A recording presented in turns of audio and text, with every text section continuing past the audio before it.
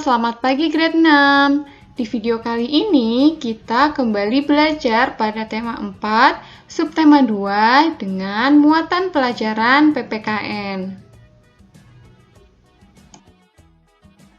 Hubungan potensi diri dengan kegiatan ekonomi. Selain karena berbagai keragaman bentuk bentang alam seperti daratan, lautan, dataran tinggi ataupun dataran rendah, keberagaman kegiatan ekonomi dapat disebabkan oleh potensi diri dan semangat kerja keras yang dilakukan oleh para pelakunya. Lalu, apa yang dimaksud dengan potensi diri?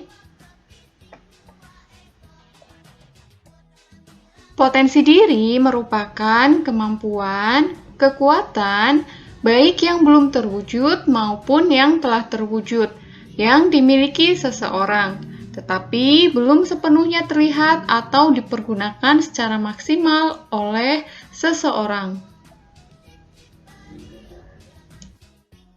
Potensi diri seseorang sangat beragam, bisa berupa seni seperti melukis atau menari, kemudian dalam bidang komputer atau IT, dan juga dalam bidang olahraga seperti renang, lari, dan lain-lain. Kemudian, usaha yang dapat dilakukan dalam mengembangkan potensi tersebut bisa dengan mengikuti kursus seperti kursus komputer, lalu mengikuti klub seperti klub renang, terus berlatih, dan perbanyak membaca. Karena dengan membaca, wawasan kita atau pengetahuan kita akan semakin luas. Nah, teman-teman, sebelum kita lanjutkan ke materi berikutnya, mari kita simak video berikut ini. Belajar dari biografi Bapak Khairul Tanjung, si anak singkong. Sang pendaki tangga kesuksesan dari pekerja serabutan hingga mempunyai kerajaan bisnis di berbagai bidang. Dan kesuksesannya itu dimulai dari nol. Julukan si anak singkong yang disematkan kepada Khairul Tanjung dikarenakan beliau memiliki latar belakang keluarga yang sederhana. Mari kita simak kisahnya agar dapat menginspirasi kita semua. Khairul Tanjung bukanlah anak dari seorang pejabat negara atau dari keturunan pengusaha. Beliau terlahir dari keluarga sederhana dan memiliki 6 saudara. Kehidupan yang sangat sederhana tidak membuat Khairul Tanjung putus asa. Beliau tetap berusaha menempuh pendidikan dengan baik. Setelah menyelesaikan pendidikan SMA, Khairul Tanjung bertekad melanjutkan pendidikan ke jenjang universitas dengan mengambil jurusan kedokteran gigi di Universitas Indonesia pada 1987. Pada masa kuliah, beliau tidak mau membebani orang tuanya dengan biaya kuliah dan biaya hidup. Beliau berusaha keras dan mencari cara agar dapat membiayai dirinya sendiri, seperti jualan buku-buku kuliah, jualan kaos, jasa fotokopi, dan lain-lain. Dengan semangat yang tinggi, akhirnya Khairul Tanjung memperoleh predikat mahasiswa teladan tingkat nasional untuk periode 1984 sampai 1985.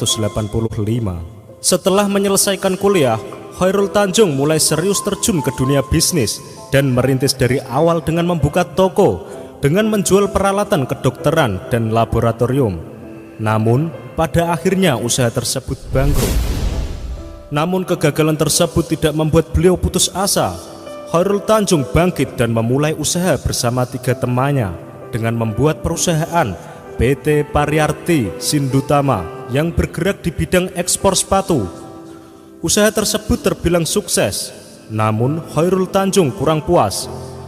Pada akhirnya beliau memutuskan untuk berpisah dengan ketiga temannya karena ingin membangun usaha secara mandiri. Dengan keahlian dan semangat kerja keras, kesuksesan pun perlahan datang menghampirinya. Beliau sukses membangun para grup dengan nama perusahaan Para Inti Holindo. Pada 1 Desember 2011 berubah nama menjadi CT Corp yang dikenal hingga sekarang. CT Corp sendiri terdiri dari 3 perusahaan, yaitu Megacorp, CT Global Resource, dan Transcorp atau Trans TV. Beliau sebenarnya lebih gemar melakukan akuisisi terhadap perusahaan-perusahaan lain, seperti Bank Karman berubah nama menjadi Bank Mega. Beliau juga membeli sebagian besar saham dari Carrefour Indonesia, hingga Trans TV dan Trans 7. Namun perjalanan dari perusahaan ini tidak semulus yang dikira. Bapak Khairul Tanjung jatuh bangun dan kerja keras untuk membesarkan perusahaan tersebut. Seiring berjalannya waktu, Trans TV terus berkembang dan mencapai puncak kesuksesannya pada tahun 2008.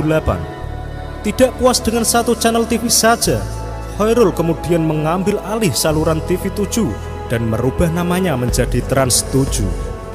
Mulai dari situlah Trans TV dan Trans 7 dapat menyumbang kekayaan terbesar dengan pendapatan mencapai triliunan rupiah. Hingga saat ini Bapak Khairul Tanjung tercatat salah satu orang terkaya di Indonesia. Menurut Bapak Khairul Tanjung, modal memang penting dalam sebuah bisnis. Namun, kemauan dan kerja keras adalah hal lain yang wajib dimiliki oleh seorang pengusaha. Yang terpenting dalam sebuah bisnis menurut beliau adalah mengembangkan jaringan atau networking seluas-luasnya. Mendapatkan mitra kerja yang handal dan profesional adalah segalanya dalam bisnis. Membangun kepercayaan pasar sama pentingnya dengan membangun integritas. Bagi generasi muda yang akan terjun ke dunia bisnis, si anak singkong ini berpesan agar generasi muda bersabar dan menapaki tangga kesuksesan satu persatu. Karena membangun bisnis itu butuh proses panjang. Jangan sampai terpancing untuk menggunakan jalan pintas atau instan. Menurut beliau, Anda tidak perlu malu untuk melakukan usaha dengan modal kecil dan untungnya kecil. Karena beliau pun mendapatkan keuntungan pertamanya sebesar Rp150. Sangat kecil, Bung. Demikian sekilas kisah sukses Bapak Khairul Tanjung si anak singkong. Semoga dapat menjadi inspirasi untuk sobat semua. Teman-teman, tadi kita sudah menyaksikan bersama-sama video kisah inspiratif dari Bapak Khairul Tanjung. Sikap yang dapat kita tiru dari beliau diantaranya berusaha keras atau kerja keras, pantang menyerah, memiliki semangat yang tinggi, mandiri, mau mencoba, bersabar, dan tidak malu dalam melakukan usaha. Kemudian, rencana yang dapat kita lakukan dalam menerapkan sikap tersebut diantaranya dapat dengan terus menggali potensi diri kita, kemudian membuat target pencapaian. Lalu, rencanakan masa depan kalian ingin menjadi apa. Dan persiapkan kesuksesan kalian dari sekarang, dimulai dengan belajar dengan giat dan berdoa. Siapa yang bersungguh-sungguh, maka dia akan berhasil. Bangga terhadap barang buatan dalam negeri. Salah satu bentuknya adalah dengan memakai barang buatan dalam negeri. Apa manfaat menggunakan barang buatan dalam negeri? Yang pertama, kita ikut memajukan industri dalam negeri. Yang kedua, kita ikut berpartisipasi dalam pembangunan nasional. Kemudian yang ketiga, kita ikut meningkatkan kesejahteraan masyarakat. Yang keempat, kita juga ikut mengenalkan dan ikut melestarikan barang buatan dalam negeri. Lalu yang kelima, kita ikut membantu mematenkan barang dalam negeri sebagai barang asli Indonesia. Barang Indonesia yang mendunia. Salah satunya adalah kain batik. Mantan Presiden Afrika Selatan, Nelson Mandela, dikenal sebagai pecinta batik. Semasa hidupnya, beliau sering terlihat mengenakan batik Indonesia. Selain batik, barang-barang Indonesia yang mendunia yaitu seperti gerabah, tas anyaman, kemudian ada juga makanan seperti Indomie dan juga rendang. Sekian teman-teman video pembelajaran kali ini. Semoga dapat dipahami. Terima kasih.